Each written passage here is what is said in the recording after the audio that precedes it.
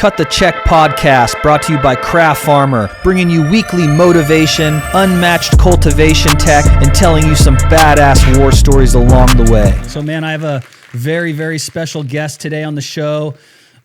Super stoked to introduce my friend Wilber. Not only just a badass dude, super fucking pro roller, like on a whole new level, and just super excited you're on my team, you know, like.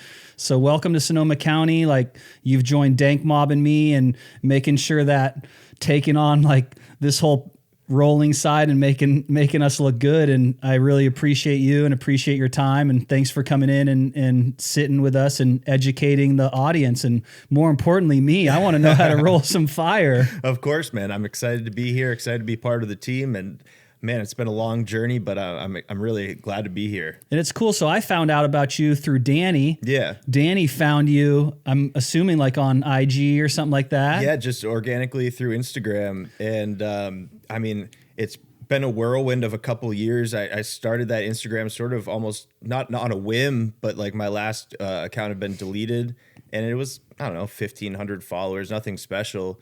But still, it's a blow when that happens. Like you're literally looking at your page one day, and then it comes up and your shit's suspended. Yeah, account not available we anymore. Can never. We can't appeal it. Yeah, you know, like the whole thing with the IG is lame as fuck. Talk about censorship. Well, and so I took like 6-8 months where I was just like, I deleted the app. I didn't even have it because I was so frustrated. I was like, well, it's like that's just like personal memories, if nothing else, that I've lost for the last few years, and. So I decided, finally I was bored. I was like, all right, we'll start another Instagram page, but like, what do I name it? Right. And at the time I had a few people that had hit me up like to roll joints for them, but just like small, like an ounce or two here or there. So I was like, well, let's see if it's available. And professional joint roller was wide open and available somehow. And so that's really how it all started. And it just progressed to the point where I was like, I was watching pages like Roll BMC, and that's really the nexus of where this all started. Was I was day after day was looking at Roll BMC's page, trying to figure out his tech, because he was one of those guys, like, love him or hate him, he didn't share his tech because he's... A lot of people won't. Yeah. Whether it's growing, whether it's networking, whether it's joint rolling. Yeah. Like, people really want to hoard what they're doing, and that's something that really, really stuck out to me about you is like, I'm like, man, dude, me and this dude are cut from like the same cloth, because there's nothing I won't share. I don't care who you are. If you ask me, I'm going to give you the sauce. Absolutely. I have nothing to hide from anybody. Right. Like, there's nothing that I'm doing that realistically anyone else couldn't do. And I've always said that. So many people are like, no, man, you can't. Everybody is opposition, or it's like, no, I didn't make this up. Like, I'm growing another way that I've learned from other people, and there's nothing. You can go find everything I'm doing online if you look. So exactly. I never felt like I was confident enough in myself that I'm not taking food off my plate. And the way I look at it is, by helping other people, you get what you want. 1,000%. And so you give as much as you can, because a rising tide raises all ships at some point, and you're going to be the leader of that pack if you're the one helping the most people. And it's more rewarding. Oh, yeah. When you see other people win and the love that they give you because you showed them something, it's very, very rewarding. I get endless DMs that are like, oh, man, like, I just found your videos. Like, your tech has changed the way I roll joints. Thank you so much. And there's other people that are like, why would I roll a 3-gram joint? That's waste of weed. And it's like, I don't really care which side you're on. I'm just sharing what I've learned. And like, I know how frustrating it was to sit there for hours scrolling through an Instagram page, zooming in on pictures, trying to figure out how is he tucking this paper into here to make it look like this. And so once I figured it out, I was like, well, shit, there's got to be more people that want to know these sort of things. So once I created sort of my own tech, just by like the nozzle tips that I roll like this, that was just... Bro, those are next fucking level. Like, I remember specifically talking to like Danny and being like, oh, we should get a purple Dank Mob one, or we should get this. And he's like, man, we can't do that. Like, they request Wilber's fucking tips. And I'm honored and humbled that that's the case. And it was literally just me sitting there for hours, just trial and error. Like, how do these tips fit together? How can I form something? The Roll BMC tip was sort of the origin idea to that, because I loved how he tucked the paper into the tip and then had another tip inside of that to sort of secure everything together. And then you have this sort of capsule that's sort of this weed capsule joint where you can throw the joint across the room and it's not gonna get messed up. There's not gonna be That's wrinkles. one thing I've noticed. Like, they're not delicate. They're so the integrity of the joint is so nice and so well wrapped that it's something else. And then that also comes from, so Roll BMC's page was sort of the origin idea, and then I was sitting there trying to figure out how to make this work.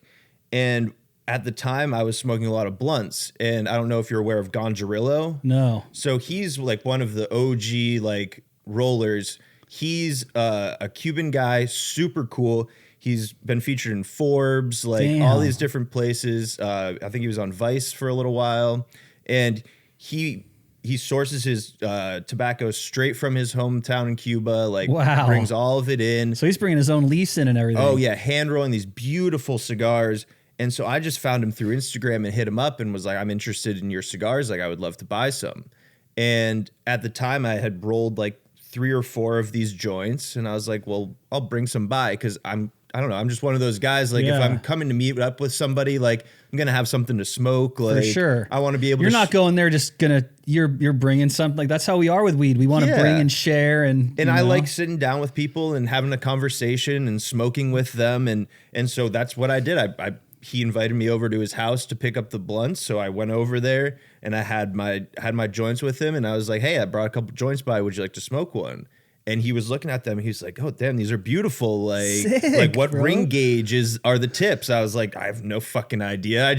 These are 5 tips rolled together." Like, and he showed it to like his Cuban OG, and his Cuban, oh, very good. Wow. And so at that that point, had to be flattering. Oh my God, I was like, this guy was like one of my almost like idols, and I was like, wow, this is flabbergasting that he's willing not only to sit down and smoke with me, but he's like honoring my joints. Like, he's like, this is impressive.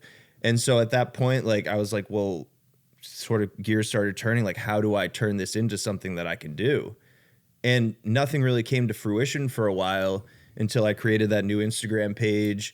And then one of the homies, Loud Alien down in LA, he was one of the first people to hit me up and was like, hey, like, can I get a unit rolled? Sick. And I was like, well, shit, I don't even know, what do I charge for that? Right. Like, I'd only done an ounce or 2 here and there. And so I came up with a number, like, and it ended up working out where every time he would come up north, he would drop off a batch. I had a few weeks to roll it. So it would be like, I don't know, 30, 40, 50, 60 joints at that point. And he would come back down, pick them up, and it was working out great. I could do it on the side. It wasn't that big a deal. And then he had a pretty big following, so he started shouting me out, and people all over California started hitting me up, and I was like, well, I'm not going to be that guy driving from Northern California all the way down to San Diego to deliver 5 joints to some random guy. Like, I have to figure out how I can make this work for myself. And so I took that same sort of model where it's like, people are going to supply me material and I'll roll their material for them, but I can't be bothered to go out there and source every single thing and then have someone fall through on buying them. Like, that's really what it comes down to, is I didn't have the money to You're put providing up a front. service. You shouldn't be putting anything up unless you're making, a substantial amount of money, basically. But then even that, is the risk worth the reward? It's, And very quickly I realized that it's also like the number of people you have to work with. Like, I only want to work with a handful of good people that I know are good people in it for the right reasons. I don't want to have to worry about 50 different random people that I'm meeting up with, whether or not any of them are going to do something wrong. And so it was almost for like safety and security at first, but then it worked out to where it's like, now I know who's really serious, who actually wants to work together. Right. And like, I'm in it for the long run. Like, most people I feel like are they're like, oh yeah, I'll try this out for a few years and see how it goes. Like, when I'm committed to something, I'm fully on board. Like, I work 12, 13, 14-hour days. Like, you either have that in your belly or you don't, I feel like. And I almost, like, over the past year, I'm like, have I like broken my mind almost to where like I can't not do that. Like working less than like 10 hours a day, I get stressed out. Like I can't just sit down and play video games after working for 8 hours. Like I have to know that I put in like 10, 12 hours because that's what most people aren't willing to do. And I had this thing come up probably about a year ago where people around me and different people are always like, man, why don't you ever take out your boat? Why don't you take out your side by side? Why don't you do this? And for the longest time, I'm like having like this debate in my head with myself. And I'm like, man, like you're not doing this and you don't use this and you don't do that. And then all of a sudden one day I was like, I don't fucking want to. I love working. Mm-hmm. Like I had this epiphany where all of a sudden one day I'm like, I can stop feeling this way. Yeah. I don't want to take this shit out because I love working. Yeah. And like I'm doing what I want to do every day.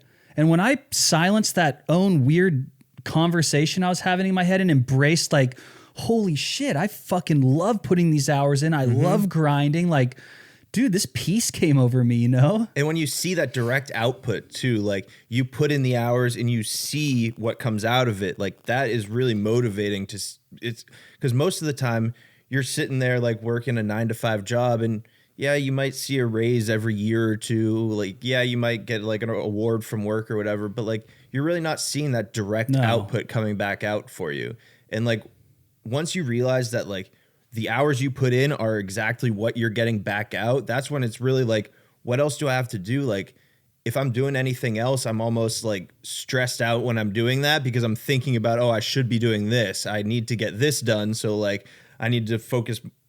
My mind is focused still back on the work when I'm trying to do something else. So it's like, I have to put in those hours regardless, just to silence sort of the monster in my head. That's like, hey, we got to get this shit done. We got to get moving. Like you've got shit to do. When I'm not working or I haven't, or like I'm sitting, I get real antsy. Yeah. Like I almost start, it's weird. Like if I leave out of town with my wife and we go somewhere within one day, I'm like by the pool, like, fuck dude. Like, I want to go back. Like, I just want to work. I mean, even this morning, like I had maybe an hour that I was like sitting around and I was like looking around. I was like, what are some like little things that I could do that'll take like 5 minutes? Like what can I do to keep production going? Because like I've been a one-man team. Like if it doesn't get done by me, it's not getting done. And you're doing something where, we talked about it where I was like, well, what can we provide? What can we do to help? It's very hard. Yeah. Like, it's not like somebody can come in and do something for you. I mean, they might be able to break some bud down and grind it, but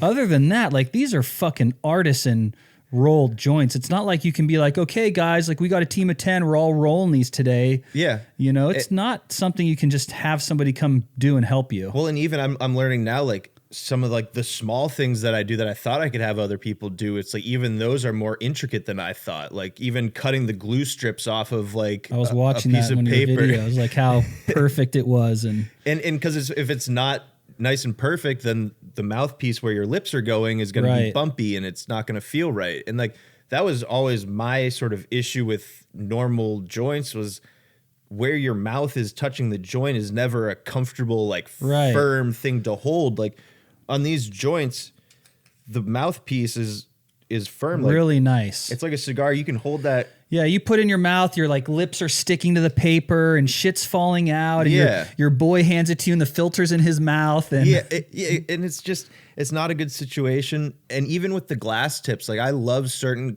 glass tips if they're rolled well, but half the time it's slipping out of the paper. And this, like, you don't have to worry about that at all. It's rolled into the whole thing, right? Exactly. And so there's no way that this joint comes apart unless it's completely taken apart, basically, or it breaks. Right. And that's the only, like, that's really one of the main reasons why I keep rolling those, even for myself, is it's like just the security and safety of the joint itself. If you roll a normal cone and you throw it against a wall, like it's not going to be the same when you pick it up. I feel like the tip really separates you from like everyone else also. So like if you lined up all these other things and like there's a lot of other people out there doing amazing things, like our buddy Mike, you met Mike from Preferred Gardens, rolling some really consistent joints. But like yours, I can if everything was put on a table, I can tell which one Wilber rolled. You know what I mean? Like what comes from you, like I can see the stamp. And that's always a good thing and a bad thing, because it's like when people try to enter like some joints into competitions, it's like, you know what's what. Like most people roll with like those Organotubes or the Organotips, which I was for a while. But then once you start smoking with something like this, it's interesting because just the small tactile difference between a wooden tip and the raw paper tips rolled together is enough that like in your mouth it feels either like harder or like a little bit too hard, or like these I feel like they feel like almost perfect because you still get that paper feel in your mouth. Like it's a more delicate feeling. Exactly, but it's that secure, solid joint that you still get. So how did all this come about? Because you're from the East Coast. Yeah. I heard you say like you were playing lacrosse at like a very high level. Yeah, so I was playing D3 lacrosse over in Maryland, right in between DC and Baltimore. And so that's really... And I mean, lacrosse is heavy out on the East Coast, too, for college sports. Yeah. So my high school was really, really good at lacrosse. And I was mediocre in high school, but then really, like, dedicated myself, like, got pretty good during college. I don't know, always sort of the black sheep, not only of my family, but, like, of the team, because, like, I liked smoking weed. So, like, I'd attract all of the homies that liked smoking weed on the team, which in the lacrosse community, I don't know if you know this. I don't. But... I would say 85-90% of the people playing lacrosse smoke weed. Really? Like, it's a huge community, and almost everyone that I've met either used to smoke weed or still smokes weed on occasion. And it's heavy, like nonstop fucking running, and like it's a very, very intense active sport. Yeah. I mean, it's like hockey on the grass is really the easiest way to describe it. And I loved hockey, but I couldn't skate for shit. So like once I learned lacrosse, I was like, well, that's the sport for me. I'm not trying to get punched in the face. No. Hockey dudes are on another level. And on the East Coast, if you're not committed to like either hockey or football in like first or second grade, you're probably not going to be good enough to like get an offer for a school. So it's like you kind of have to find where you fit in, or at least that's how it was in my community, because it was very like sports based. Right. And so once I went to college, D3, played in Maryland,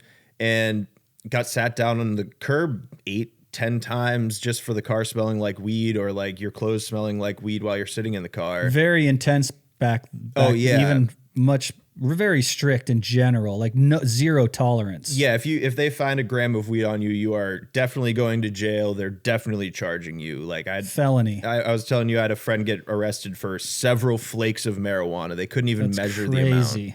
And so I quickly figured out I'd got to get out of here. Like I need to get somewhere where weed is more acceptable, and I'm not going to get prosecuted and harassed for just driving down the street like smelling like weed.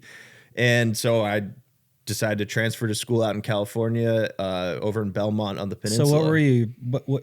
What year were you when you transferred? So I had just finished my junior year. Okay. And I lost an entire year of credits by transferring, which really sucked. But at the time, I was like, I just have to get out of here. Like, it's not a good place for me to be.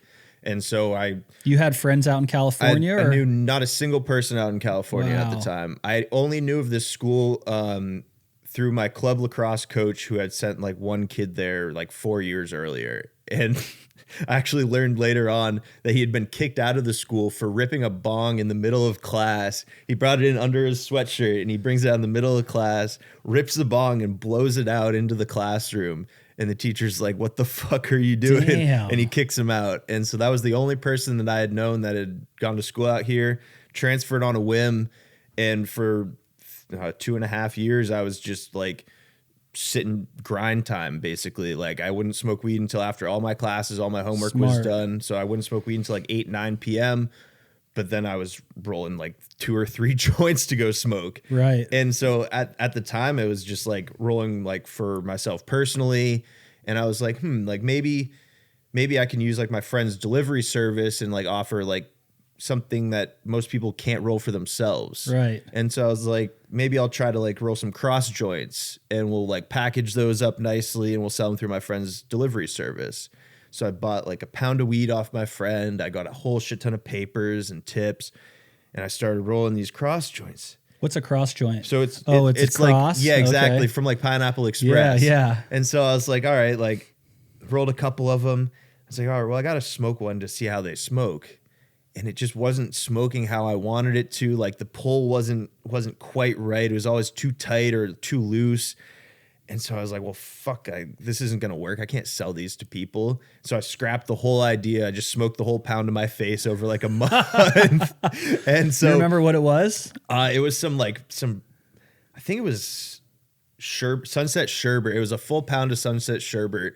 And I think I just smoked it all in my high side Dude, bomb. Sherb, like the real fucking Sherb, like the NorCal Sherb is that fucking fire. That's dark purple, almost black. Just gas. Like, oh yeah. Dude, it is like, I mean, if you look at Sherb and then what's been created with it and like all the things that are like fucking hot, like it all kind of comes back to Sunset Sherbet. Like it's pretty amazing. Like the whole Rainbow Sherbet line, and obviously there's other crosses, but like Sherb has like its fucking stamp in our industry. Like so much amazing shit. Like all kind of goes back to like Sherb being the male or the female. And honestly, it was one of my favorite terps at the time because that's before I had tried like Skittles or like any of those super like fruity terps that I'm in love with now. Like I'm a fruit guy too. Like it seems like you're either gas or you're fruit.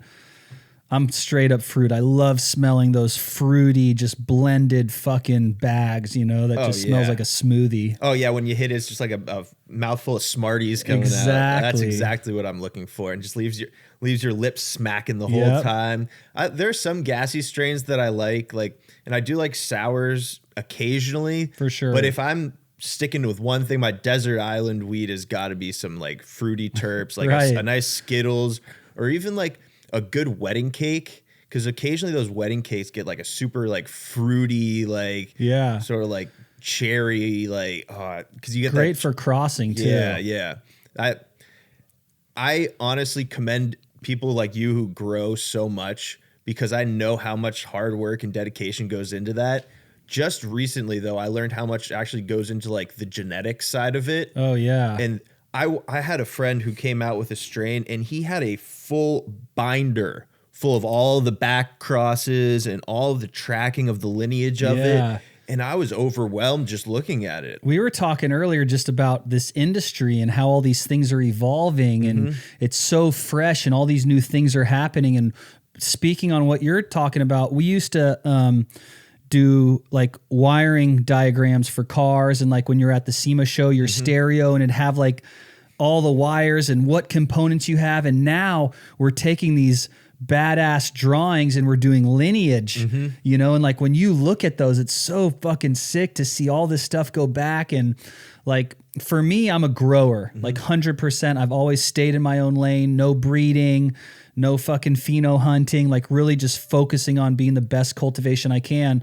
But working with people who really excel at what they do, like Ian, Uncle Dad Vibes, who you got to meet at the event, like he breeds all the cool shit that I grow. Like it's really amazing. Like he'll grow something, hunt it, and be like, yo, Lance, I need to see what this looks like. Grow this for me, and like it's just really cool being able to build a team where people focus on what they do good, and then like you have an amazing product because you're not focused on trying to do everything, And that's a great point, because it's gotten to the industry has gotten to the point where you can now specialize in what you want to do. Like you have guys that are specializing in pheno hunting, where their entire warehouse is just different phenos that they're looking for the best one to pick out of. Like back 10 years ago, you don't even have the infrastructure to do that. Most of the shit is by accident. Yeah, exactly. Like if you look at like, you go back 10, 15, 20 years, a lot of the most amazing shit is like accidental creations. Yeah. And it's all like accidental pollinations that happen. And now you have people like, you have like NorCal Nemo, who's like at the peak of the game, where he's taking the pollen off of the plants and then putting it on the other ones to make sure you get the perfect crosses going. And it's just like, we've gotten to the point now where you can have someone like yourself who specializes just in the growing, and you have Uncle Dad Vibes who can say, hey, I've got these strains, you have the space. And like, I feel like it's almost like the perfect storm of everything has come together for the industry, where you now have the maturity, you have the people who have spent the time doing that sort of thing. And like, you haven't spent the time that I have rolling joints, and that's the only reason why I'm a better joint roller than you. You'd be embarrassed if you saw my joints. You'd be surprised at some of the joints my friends roll, because I've been the joint roller, like they never had to learn. Right. And so it's like, I'll take that for sure. Like, if you guys don't want to roll the joints, like I'll roll something, it'll burn black, and then you'll roll it and it'll burn white. And I'm like, what the fuck? Like, well, a lot of that actually I've found has something to do with the paper. I don't know exactly what it is, but certain papers definitely burn whiter than other papers. Interesting. Yeah. So I think it's like elements tend to burn a little bit whiter than. And I've noticed a lot of people are using, like you'll see like out of the corner of the screen or something, it's like element papers, you know? Yeah. Yeah. And that's definitely a thing I don't think has been fully looked at yet, or at least on my end. I'm sure they don't want to talk about it. It's like what we were talking about earlier. People like don't want to share that stuff. I see white ash recipes for $5,000 to $10,000 being sold online. No way. Yeah, and flush with hypochloric acid and heavy on the calcium. And there's some crazy tech out there where like people are. I feel like from a grower standpoint, like you're almost like taking away from like the terps and like the flower on the extent you're going, trying to just focus on something like white ash. Well, that's what I was going to ask. I was like, do you even think that's sort of the end all be all of flower? Not for me personally. Yeah. I smoke a lot of, like I said, nothing I roll is burning white. You know what I'm saying? Yeah. But it's still like really good. It's great. Then I have someone like you roll something for me and I'm like, wow, like I never thought I could ever get my shit to have white ash, you know? Well, and I think a lot of the time it's something that people harp too much on. Like I don't think it's that big of a deal. I think it's like almost strain dependent as well in a lot of cases. Like I find that some strains you get a whiter ash than others. Totally. But I've had clean smoke with whiter ash. I've had clean smoke with gray, like exactly with salt and pepper ash. Like I personally don't care that much as long as the flavor is good and it's not harsh. And my big thing is like, I got to know who grows it. Exactly. Like I love building the relationship with the people who actually have their hands on, because I know how much hard work goes into that. And I personally don't want to be the one that has to put in those 24-hour, like worrying about the mix of the teas. Like I don't have the mental capacity to deal with all that shit, to be completely honest. Like at some point, like I'm just the guy rolling the joints because that's sort of what I've specialized myself in. I'm sure if I wanted to, I could be a decent weed grower, but it would take so much time and effort for me to get to the point where I'm even half of what you are, where I might as well just focus, like you said, stay in your lane, do what you do well, and eventually something good's going to come of it. Like for sure. That's really what's happened with me in the joint rolling is I've kept my own lane. I've kept my head down and I've worked hard. Like I don't flex my stuff. Like I don't even need my name on a lot of this stuff.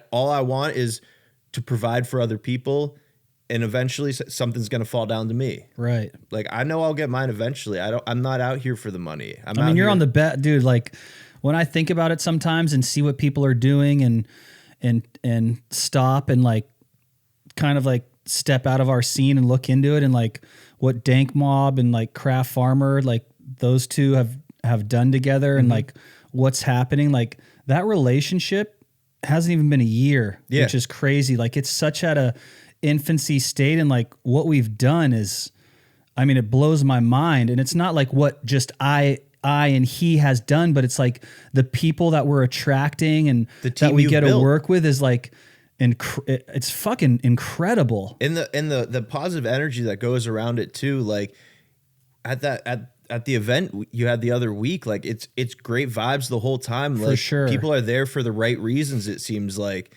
And when it really comes down to it, like I've worked in and out of the industry now for probably like 7 years or so. And I've only met really good people. Like 80-90% of the people you meet have good intentions. Right. Like there's a few bad apples here and there, but for the most part, they even went into it with good intentions. Things just went wrong along the way, or they were too focused on the money side of things. Like for me, I'm very much a people pleaser. Like I want to make other people happy. I want to provide something that lifts somebody else up. Like I I want to be able to do something for someone that no one else can provide. Right. And so from the cross joints up to this, like it's all been, how can I provide something that most people can't do for themselves? What's nice about your position too, and I mean this in a good way, even the people that are like fuckery people and shit, like you're providing a service. And so you can look at the white, the gray, the black, and like you provide a service. So they're going to bring you their work. Yeah. You're already amazing at what you do. Appreciate it. There's no fuckery really that you should ever have to deal with. Yeah. Whereas like some of the other people, if you're selling weed or you're putting things on the front, and like there's a lot of that other shit that you've been able to avoid with the service you provide, which is amazing. Like when I think about things, and if you can how can I eliminate all this from even happening in my life? Yeah. Well, I provide a service. Yeah, exactly. So I can't even be fucked with really, because I know I'm good at what I do. You drop your shit off. I'm a man of my word. Yeah. There's nothing that can, I'm not stealing your weed. I can get weed. I've got friends. Exactly. I got friends who grow weed. I don't need your weed. Like, I'm not in this to steal your weed and your hash from you. No one's coming to rob you at gunpoint for a couple hundred joints. Yeah, you know? you've got my phone number. Like, and it actually really helped when I was like trying to explain this to my mom, who's very much like an old school East Coast sort of person. My whole family, like, I was probably one of the first ones to ever smoke weed. And so when I was trying to explain all this to her, it's obviously very new, and she's like, it's dangerous. Like, is someone going to rob you? I'm like, rob me of what? Like, I'm coming to pick up their material. It's that stigma. Yeah. At first I was thinking the same thing. I was like, is someone going to rob me? And then I set it up this way so people wouldn't be able to. Like, I didn't want to have to. I also felt bad because people were like, oh, do I need to pay a deposit? I'm like, no, your deposit is the material. Right. Like, I don't want to take your money and your material, because what if something goes wrong? Like, what if my house burns down halfway through and you paid me for what? Like, I want to be able to say, hey, I've provided the joints. Now you pay me the money. Worst that happens is I'm out hours of labor. Like, and I can live with that. Right. Like, I'm not going to lose my life over 24, 36, 48 hours of labor. Right. I can just work those again. The crazy thing is, though, is as comfortable as we get, like you still watch, it's not even funny, but you still watch like 48 hours and people are still getting fucking shot and over a few ounces and weird shit still, which is pretty wild. It's honestly sad. It's like very sad. Over a couple $100, people are willing to ruin their entire lives and the lives of the people around them too. Like, you're not going to be normal if you see your friend get shot up. Blows my mind that like from like the mindset to think to cross that line. Yeah. Like, who cares what it is, but to have the intention to go somewhere with a gun, and you're going to make the decision like, I'm going to fucking cross the line. I'm going to rob this person. I'm ready and capable to shoot them to try to get what they have. It still blows my fucking mind. What could possibly be that important?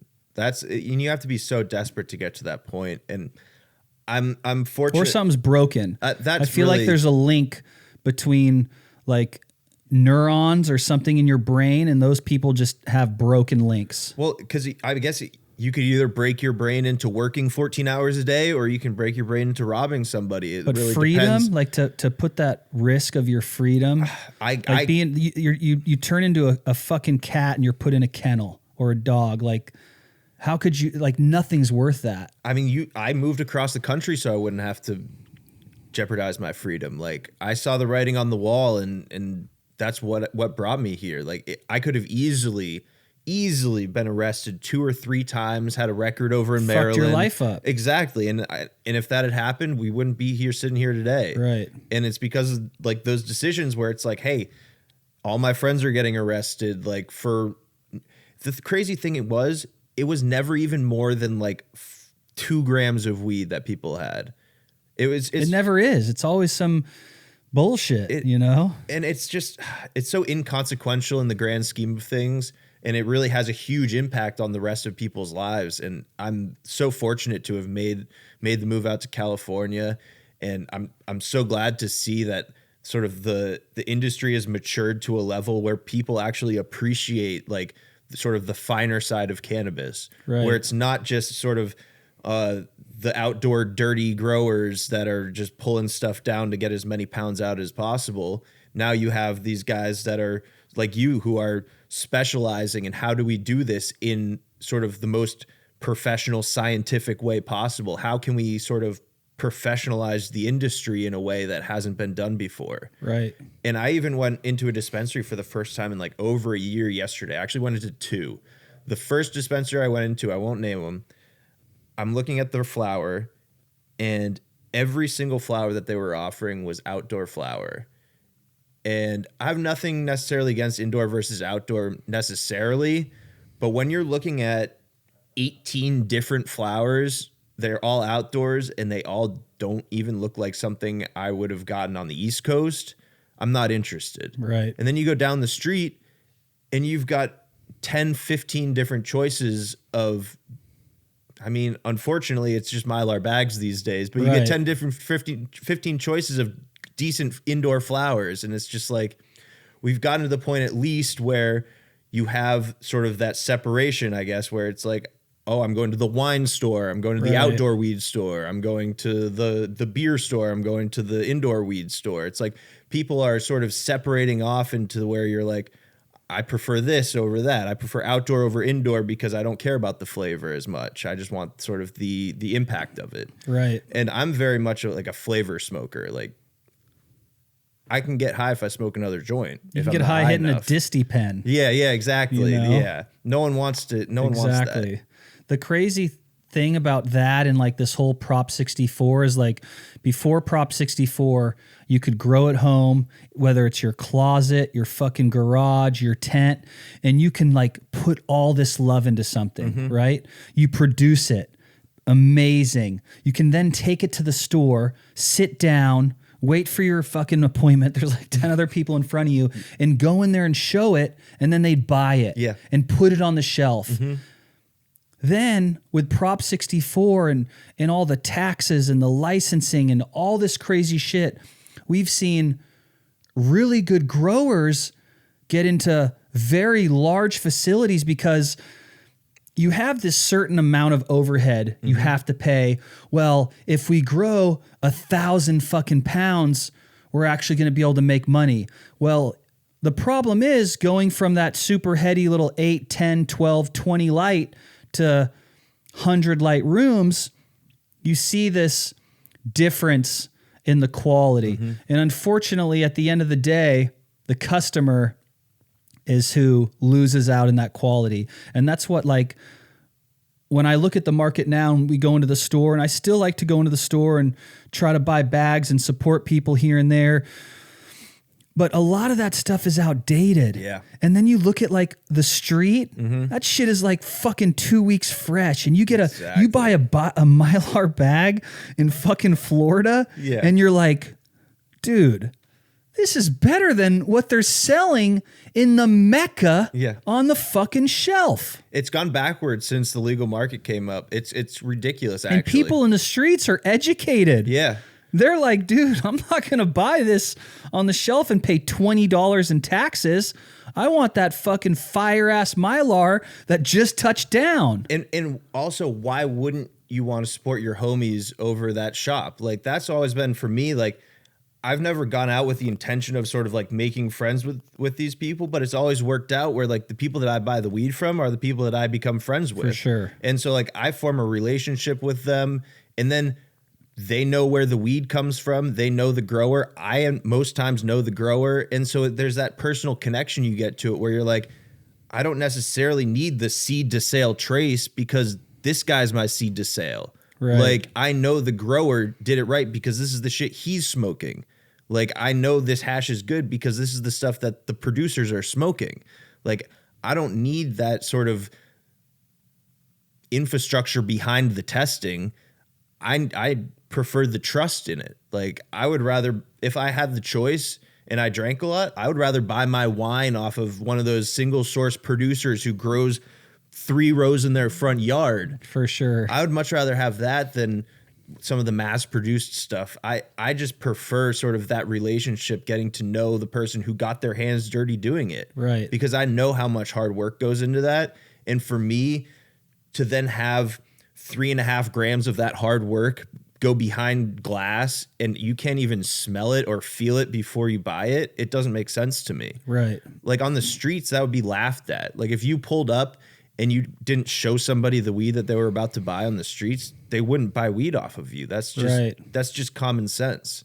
Like, and for me, that's the main difference that you run into is from like a consumer side. It's like, I can't see what I'm buying. I've got to try to like peep around the label on here to see what the flowers are looking like. And a lot of the time, like you said, it's 6-8 months dated.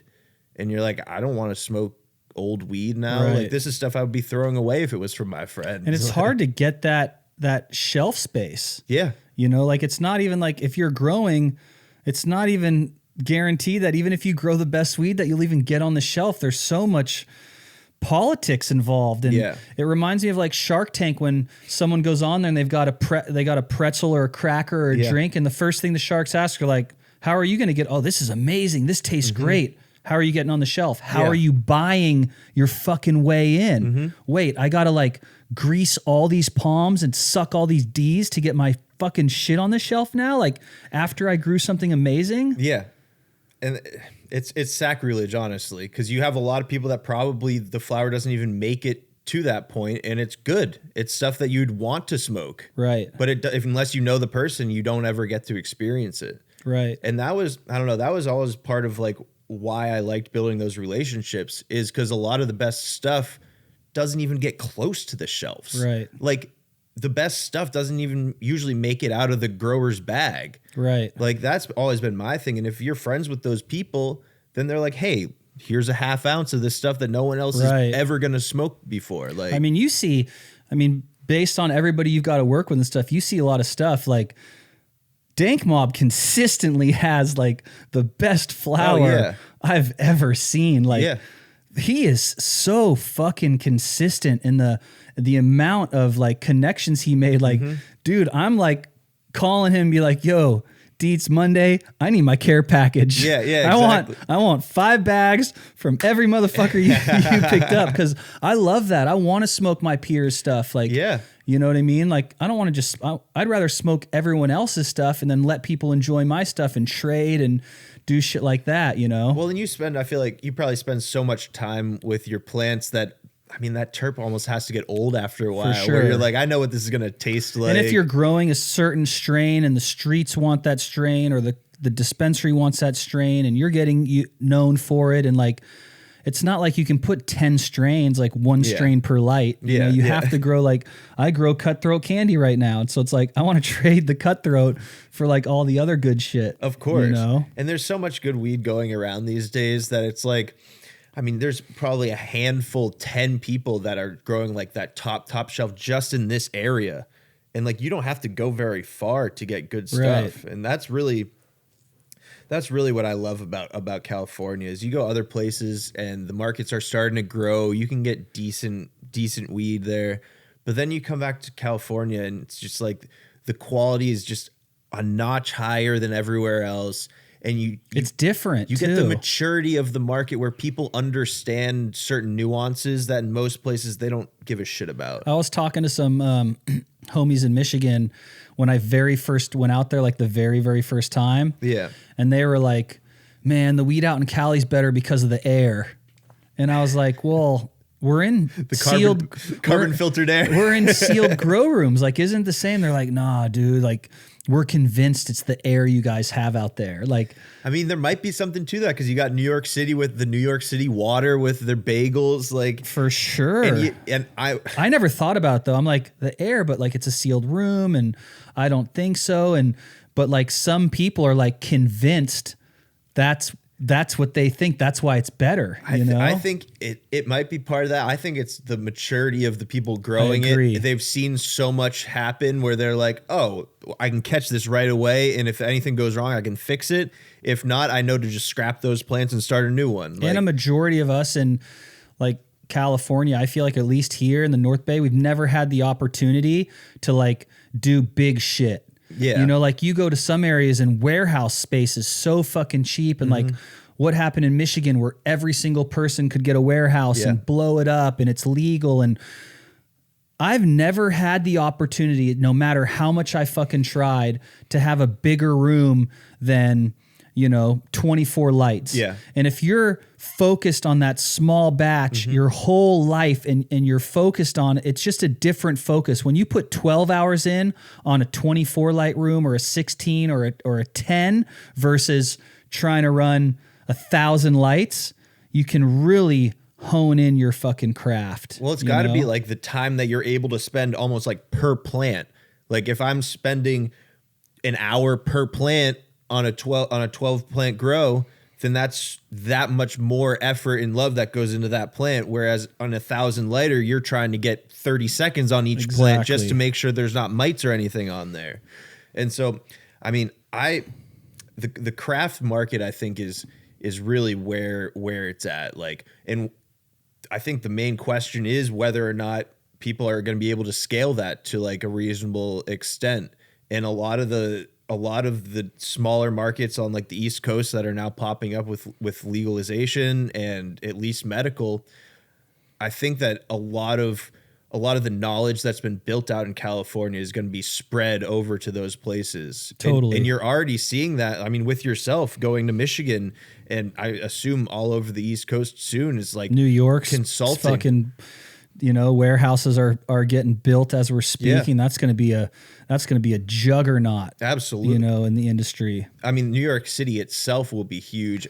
Dude, what we're seeing with like the bodegas and the shops, Yeah. and I mean, I haven't been out there personally, but just like some friends went out there and they're like, dude, Lance, even the liquor stores are selling weed, selling CBD, like everybody right now, it's like wide open, like way more than like California ever was. Like every single shop, and you see all these delivery buses and trucks getting towed, and like they're just fucking going for it. Well, that's that New York City hustle coming to light with the weed industry. Dude, there's people with tables out there and they sell the lighter for $50. Oh my God. And it's like they give you the bag of weed with it, but they're only selling lighters. Like, dude, I saw videos of like dudes would go up, set up their white table, sell on the corner, fold their shit up, and crazy. I mean, I'm not surprised at all. You still see that down in LA. I saw a guy doing that same exact thing. He had a little table set up and the cops rolled up and they're like, dude, you can't be selling weed here.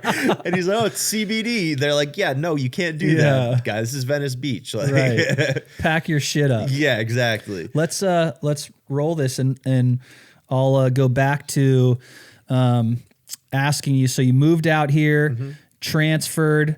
What were those first 2 years like, and like meeting friends and all of that? Yeah. So the first few years, it was. I mean, I was in school, so I was just trying. Honestly, at that point, was just trying to get my degree and get the fuck out. Did you know at that point you wanted to stay here, or you didn't really know? I very quickly realized that I liked sort of the atmosphere of the Bay Area. And so where was the school again? Belmont. So right on the peninsula, like probably 30 minutes south of the city. Yep. And so it was a really nice area. And I mean, I really had no complaints at the time. Like life was good, just finishing up school. Just the weather alone must have been a crazy change for you. Like that area and SF is so consistent all year long with weather and everything. And coming from the East Coast where like every day you don't know what you're going to get, it was a beautiful change. So I was super happy with that. And I mean, I didn't really like school, but it was a means to an end kind of. Right. And I don't think any of us really like a lot of the weed guys. Like there's not too many that really love school. Like they'll be creative in all kinds of other ways, but it's like school wasn't necessarily what we excelled at. It definitely did not excel. I was a B and C student throughout my Same here career. And so I mean, the whole time I was obviously smoking. And so I don't remember exactly how I got in touch with my friend Mitch at the time, but he started his own delivery service. And it might have even been through like Craigslist or something. Cause I was desperate. I was like, I can go on Weed Maps. And what year was this? This was probably 2017. And this one, like, and like, I want to say 2014, like 2013, we were all like, dude, we should have a delivery. Yeah. Oh yeah. And so you get like, I would go, cause literally the first day I was in California, I took an Uber to go get my medical card. because I was like, well, Yeah. I want to be able to legally smoke. So like, Right. let's do this properly. Let's go get my med card. So I paid $100-something to go get a stupid med card. Like, took a couple hours. And then I was like, all right, where do I get weed? Went on Weed Maps, of course, like found a delivery service. You're like, holy shit, there's 20 of them around me right now. Oh yeah. And it was like all right in the area of the college. So I had the guy pull up. I think I bought like Alien OG or something like that. And I was like, okay, this is cool. But like, I don't want to be reliant on the hours of these delivery services. Like, let me find something a little bit better. And so I think it might have been through Craigslist or something. I found this guy. He had his own delivery service, and I think the first time he came by, we were just chopping it up. I was asking about weed, like, Yeah. I don't know, just having a conversation. And we ended up becoming like somewhat good friends. And I started sort of self-teaching myself graphic design on the side. And so I was tasked with running his Instagram page. Dope. And so while I was in school, I was running his Instagram page, which was Mitch's Delivery. And at the time we had like 3,000 followers. And all I was tasked with doing basically was editing pictures and posting it to Instagram. For the weed For delivery? his weed delivery. And so things started growing. We got to like 10,000 followers. And I was like, oh, this shit's easy. Like, people just want to see weed. Like, they don't really even care if it's an edited picture. They just want to see what's available. So I quickly realized like Instagram is a huge like business opportunity here. And that's when I started my first joint page, which was Wilber's Joints. And so I was working for his delivery service on the side after school, and I would just sort of roll joints for fun. And then that's where the rolling started. yeah, that's where it really started, because he even asked me at one point if I could like roll some joints for his service. Dope. But at the time, and that's way before like all these cones and these machines and all this bullshit. And even that is like, this is a fucking super craft product. Like, my wife, every once in a while when she goes to the store, she'll buy some shit. I'm like, never, ever, whatever you do, do not buy me pre-rolls. Yeah. Do not buy me fucking cones. Do not buy me anything with flour. Yeah. Only buy me hash. You know? Straight up. That's what I learned from... I hate saying that. That's what I learned from going yesterday. It's like, you don't go here for flour. You go here for edibles, and you come here for hash. I couldn't tell you the last pre-roll I smoked from a club. I don't trust any of them. The flour most of the times that you're getting in those is sketchy at very least. If I'm buying a pre-roll, it's got to be like, like if I'm speaking locally, it's got to be like Preferred Gardens level. Yeah. Oh yeah. Where like, I know that Dave's levels above me as far as like, dude, it's just QC and how I know if I'm fucking, dude, he gives me shit sometime. And he's like, oh, bro, I got you some gifts. Like, these are the rejects. And I'm like, fucking got my flashlight out and I'm looking and I'm like, let me just see if I can. I'm like, dude, Dave, what's wrong with this one? He's like, oh, there's a wrinkle in the fucking paper. Yeah. Like, dude, this dude's out of his mind, you know? Like, hey, it's that sort of like quality control though that really sets levels apart. Like Blueprint, Green Dog in Sacramento. Both those guys put out an amazing fucking product. Doja. Oh yeah, absolutely. Doja. They've been doing it since day one. Say whatever the fuck you want to say. Like, Doja is crushing it. Yeah. I like Ryan a lot. He's a good fucking dude. His shit is really consistent. Those guys care a lot. I want to fuck with people who care. I want to know they're caring on their level, how I care on mine. People want to talk shit about like the distro guys. That job is as important as anyone else. We all have these super crucial, important jobs, and you can't. It's not for you to say whose job is more important. It's the fucking same conversations like what comes first, the chicken or the egg. Like in my opinion, from sort of not an outsider point of view, but someone who's not a grower, the growers are they're the godsend. Like anybody who's actually sitting there, hands in the soil, growing flower, has my utmost respect, because there is so much time and effort that goes into that. Like, not only figuring out what you're going to grow, but then troubleshooting as the cycle is going, knowing when you're supposed to flip over, keeping the atmosphere at the right sort of levels. Like, there is so much that people don't understand that goes into it. Right. And when you break down the numbers, you're like, and I only have to pay $200 for an ounce of this stuff. I know. It's like, that's, and if it doesn't go perfect for the grower, he doesn't get $200 or 100 or whatever the fuck it was bought from. He gets nothing. He gets shunned to the side, and nobody's buying weed from him.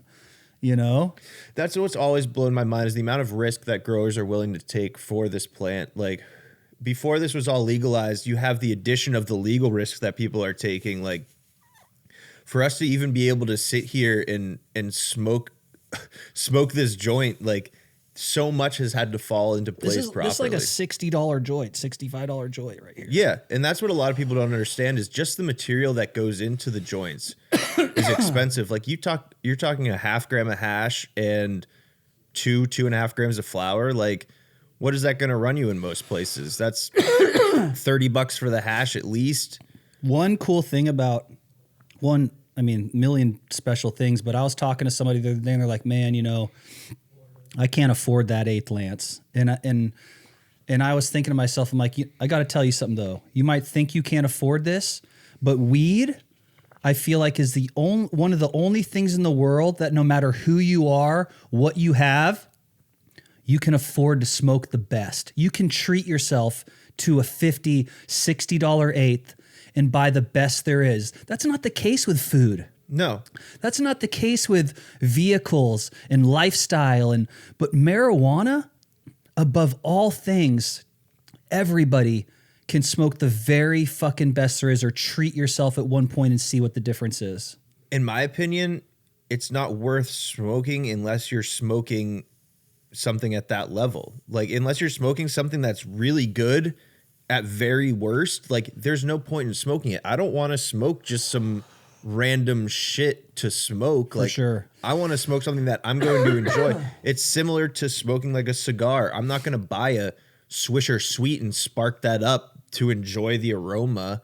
Like, I'm going to buy a $30, $40, $50 cigar because I know there was extra care that went into sourcing that specific strain of tobacco for that, blending those specific tobacco strains together for a specific flavor. Like, I guess you could say I like the finer things in life, but I'm just not, I see no point in the lesser things. Like, for sure. If I'm going to drink alcohol, I don't want to drink Bud Light. I want to drink a Hen House IPA. Right. Like, I want to drink something that you know that extra effort has gone into. Because realistically, I know how sort of little it actually takes to give that extra effort, if that makes sense. For sure. Like, it's that difference of, like, most people throwing in the towel when you're on the edge. Yeah, most people work 8-hour work days. You know what's interesting is, like, you're willing to do 12. I feel like that, what we're talking about is the same experience you have in the morning when, and I like do this every day. It's like embarrassing. We're like, I go to the gym every day now in the morning, and every day when I wake up, I'm like, oh, I'm not going to go today. Yep. And it's like, well, what are you going to do instead? You're going to lay in your fucking bed for an extra hour on Instagram or looking at some bullshit. And it happens every day. But then I'm like, no, fuck this. I'm going. And then you go. Dude, my biggest epiphanies have happened after midnight in a garden when I've already worked fucking 10 hours. Yeah. And then I'm like, shit happens then where you're like, I'm a fucking animal. I'm a fucking animal. You hit the grind time. I'll knock all this shit out right now. Who Yep. is that bitch working the last 10 hours? Yep. And you just like practice that. And they say it's like if you do something for 30 days, it almost becomes a habit. habit. Yep. And if you put that intensity and you smash those fucking pussy ass voices, or those voices that are telling you don't go, oh, you've already done enough, that's when you have your breakthroughs. And that's when you start reaching levels of achievement that you didn't know were capable. That's where that sort of sports mindset sort of helped me, is when I was playing D3 lacrosse, practice was at 6:30 every morning. So after a night of drinking, you feel like absolute dog shit at 5:30 in the morning when you wake up, and you still got to roll out of bed and get your fucking shorts on and drive over to practice, because if you don't, you're going to get shit on and you're going to get benched for the next 3 games. Like there was consequences behind it outside of sort of just like general life, which helped me because I was like, shit, if I can, I'm sleeping through this shit. Like, I don't want to have to wake up at 5 in the morning. Like, I'm not a morning person at all. To this day, if I have to wake up at like 4:30, 5 in the morning, you'll catch me thrown up in the toilet, drinking or not. I ain't a morning dude either, no. I can't do it. And so like, that's sort of when I started like really smoking, because it was like every morning I'd wake up like 5:30 in the morning. I'd be like, well, I don't drink coffee, so I'm not going to do that. I got to fucking smoke and get high or something to get me motivated. So I would go outside, take a dab of some shitty BHO off a red hot titanium nail, and then I would fucking drive to practice, and I would just be transfer my day from being shit tired to being like slightly high. And then, like you said, you get to the gym, you work out, and then you run through a 2-hour practice.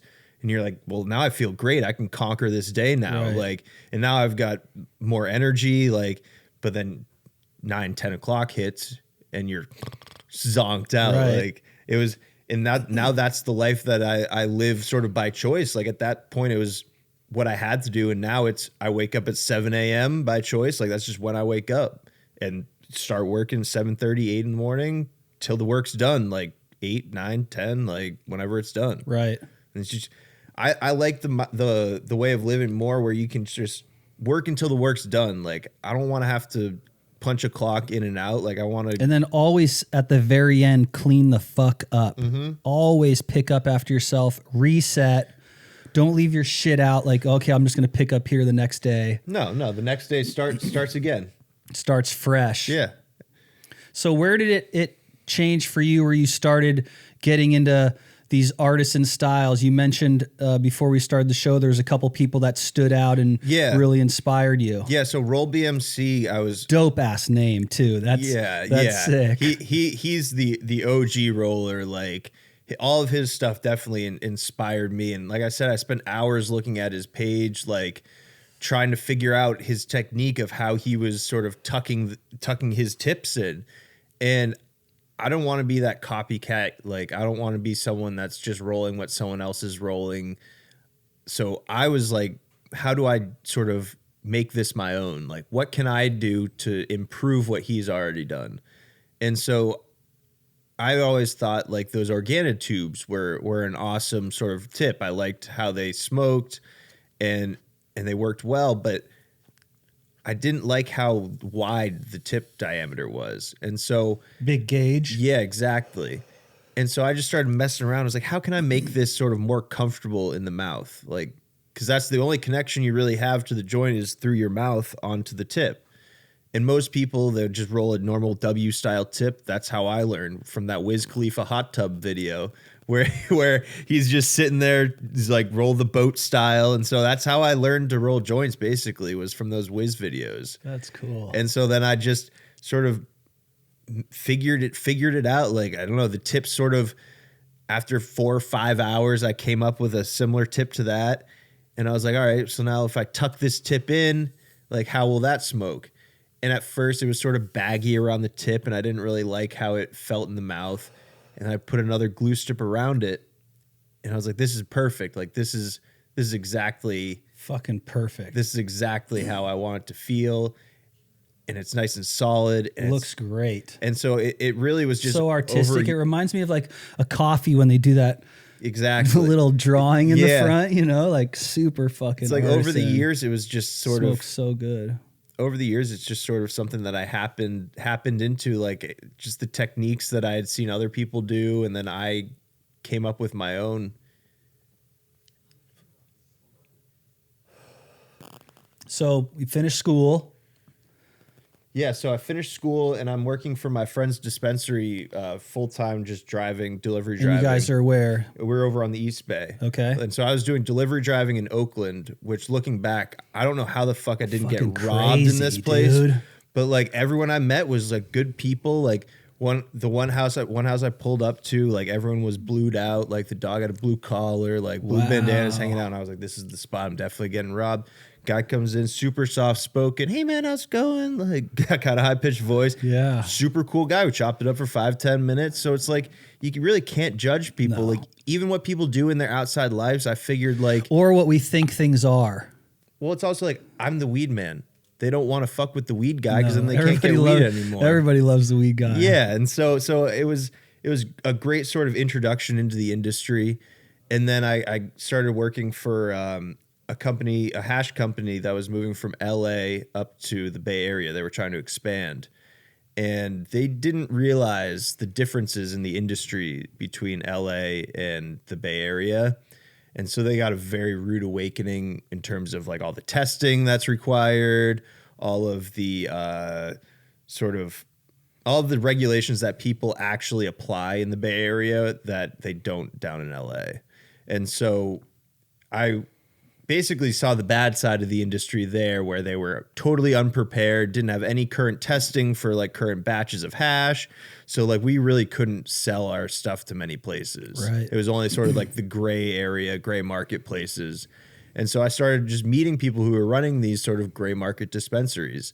A lot of them were super cool people, like started chopping them up with them. And it sort of just grew to the point where it was like, okay, I have a relationship with these people. Like some of them want like joints rolled. And so I can now sort of help them out, make them extra profits, and also sort of make some money on the side while I had a full-time marketing job. And so I was working 2 jobs. I had sort of left the delivery. He had sort of outgrown me at some point, and I was like, listen, you need more than I can provide. I'm getting a real job, so I don't have to work 6 p.m. to midnight every night. For sure. And so I got out of that, got into a marketing job, and then started rolling joints on the side after a couple of years, just as people started organically hitting me up. And it's really just been from that it's just grown from this. And it's all just, I've been trying to share those tutorials that I started with. Which are dope. Me and Owen were watching them yesterday. Like, I'm like on a quest to roll a fucking really good joint. So I'm all over those YouTube. We're going to have the YouTube links and your IG link and everything down in the description. Well, and so one thing that's actually I'm finding with this joint here is that it's actually sort of suffocating itself. And this is something that can actually happen. I've found if the weed is ground a little bit too fine, is that once the hash burns through, is that occasionally the joint will sort of choke itself out. Right. Because all of the resin builds up. Exactly. And so that's one thing that I'm actually finding is I'm leaving most of my grinds a little bit more coarse. Yep. And a lot of people that sort of don't think about this, but different weed grinds and rolls differently. So like you'll get one strain that you'll grind at like a certain diameter. So I use the flour mill, and it has certain diameter holes in the bottom of it. Yep. And so you'll grind one at a certain diameter and it'll smoke great. And then you'll have another one like this, and it'll choke itself out 3/4 of the way through because it's too fine of a grind. Right. And so I'm now finding that occasionally I'll have to switch back and forth between different size grinds to get sort of that proper smoke. And so like with this flour, now I know like I'm not going to grind it as fine because it's too fresh and soft, where the resin will all melt itself together in there. And so that's one of the aspects that a lot of people don't understand in the industry yet, is that like you can't really rely on grinders like the Flow grinder from Raw or something. Like you can't rely on that all the time, because you might get a batch that's a little fresher and that same diameter won't roll the same. And so I've really found that it almost comes down to a strain by strain, batch by batch basis as to how you have to grind it. Do you have like your heady fucking notepad with like strains and like any kind of notes as far as that kind of stuff goes? It's more of like a mental notes as to like the texture that I need to feel. Because you're going to get it at different dries and cures. And the way that I've found works best is to err on the side of slightly coarser, That way that you don't have this issue Right. where the material is sort of too clumped together. Right. And so if you grind it a little bit coarser, it gives that airflow a little bit of a better opportunity to sort of keep its structure. And so like that's one thing that I've sort of found over my years is that it really comes down to a like strain by strain, batch by batch basis on how you grind the flower and sort of how it rolls itself into either a normal joint or a hash hole, like, because that's a whole nother level is the hash hole, because then you get into the texture of the hash where it's like, what's its melting consistency? Yeah. And sometimes you get hash that's too goopy and you can't snake it out. So you then have to just sort of lay it in there. And occasionally if it's like a really terpy hash, it'll melt through the flour and then you get like spots on the outside. And that's something like that staining. I'm super anal about. Like once the joint starts like staining the outside, immediately I have to re-roll it. Like it's something about it. Just like, it's not perfect. Like, that hole isn't going to be centered because you can see the hash leaking through. So like, then you have to re-roll it. Exactly. And there's also a technique to that. Like a lot of people think, well, shit, it's fucked now. Like the hash is all in there. And now what can I do with it? You can actually, if you unroll it, you get the hash and it's like a little flour covered worm. And you can take that worm and you can still sort of maneuver it if it's the right consistency hash. And you can just straight up re-roll the hash hole with the flour covered worm. Got it. And so you can just straight re-roll it and you can get it perfect and no one will ever know the difference and it'll smoke exactly the same as a normal one will. Got a couple questions for you. Yeah. What is the tie sticks, the new style where I've seen you, there's a company out there, I think it's called Tiger something, or has the Tiger logo. Yeah. And it has a needle and you roll the bud in this thing, right? And you tie it and you wrap it. Yeah. And you pull the pin out of the middle. Yeah. Do you smoke it like that or do you wrap the flour then? No. So also there's a couple different ways to do it. And what's your opinion on it? Well, so the traditional way is you take a skewer and you skewer the flour onto there and you wrap it with the hemp wick as you skewer the bud? it on. Just the straight bud? Yeah, just straight buds onto the skewer. And so as you're wrapping it, you form this sort of like lumpy cigar sort of shaped thing. And then you leave that for like, I don't know, a few days so it cures up together. And then you would unwrap it. And then the traditional ones would be wrapped in like the cannabis leaf. And so you'd wrap it in that. And then you would just smoke it as like a cigar, like, so just straight leaf to mouth, basically. And then what I started doing was I would take the Organa tips and I would put those on the end because it gets really hot when you're just sort of... So it's burning from the inside where that little hole is? So the hole is the airflow, basically. Okay. And so what you have is basically a compacted flour. So you just take a bud and you compact it as dense as you possibly can. Well, there's no way to get air through that. So you have to shove the skewer through it to get an airflow through. Got it. And so when I started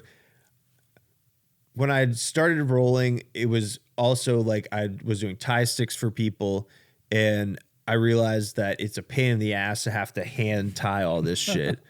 And then that was around the time when people started coming out with those molds, like the sort of cigar molds that you use for like the tie sticks. And so I started using those, but I didn't like sort of the traditional skewer diameter because it was too much airflow coming through. It would get way too hot. And so I started messing around, went to the hardware store and got like 5-6 different like copper wires and like super tiny, different diameters to try to like figure out which is the best airflow that would be like most like a normal joint. Yeah. So eventually I figured out which one it was. And so I started rolling those. And to this day, I have friends who are like, hey, it's my birthday. Can you roll me one of those? Nice. Like, it's a pain in the ass, but yeah. And they burn like super, super slow, right? Yeah, they'll burn for like, I can't remember how much flour you put in, maybe like a quarter, and it'll burn for like an hour. That's impressive. Yeah, they'll burn forever. Next thing is blunt wraps. Yeah. If you're going to use them, what do you recommend like the best ones to get? I would leaf only the natural tobacco leaf, like the whole leaves.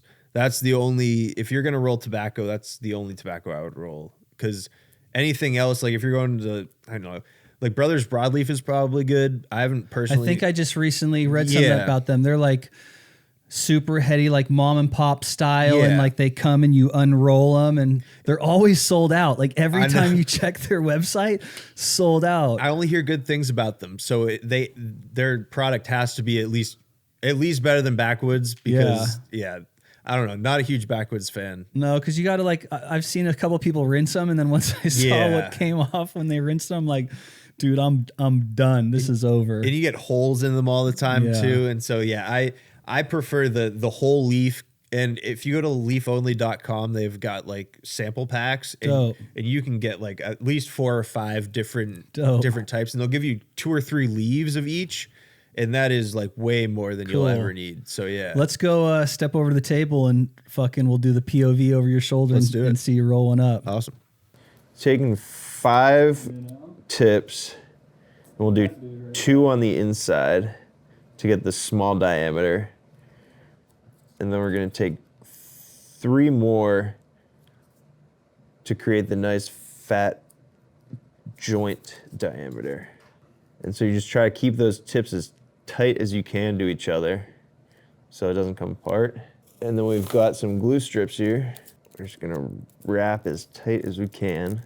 And now it's pretty solid because you've got the bigger diameter set. So you are able to make that relatively quickly. It's just like wrap it nice and tight. Yeah. Glue it and you're good.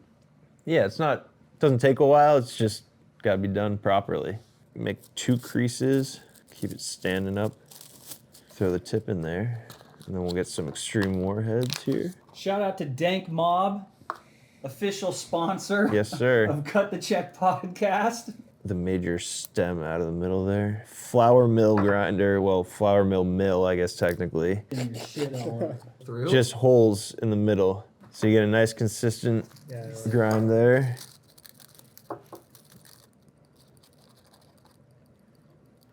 Really the crucial part here is just sort of get all the material spread evenly. All we're doing here is just working the material down. It's all in the prep. Like once you have it all set in there, it's really just wrap the paper around it. Now you've got most of the rolling done. Now you just have to make sure it's evenly packed all the way through. It's sitting there now, it's chilling. It's probably 60, 70% rolled. Make sure you have a little bit extra on the tip here because that's gonna have to get tucked in. And then here, just nice and easy, pack it down. The best part is, since both ends are movable, you can pack it from both ends, and it doesn't really matter necessarily how the pack is here, because now you take it, and this is the Ganjarillo tech that I use, is you sort of knead out all of the imperfections or inconsistencies. And so you went from 2 creases to like a perfectly flat joint. 95% of the joint done here.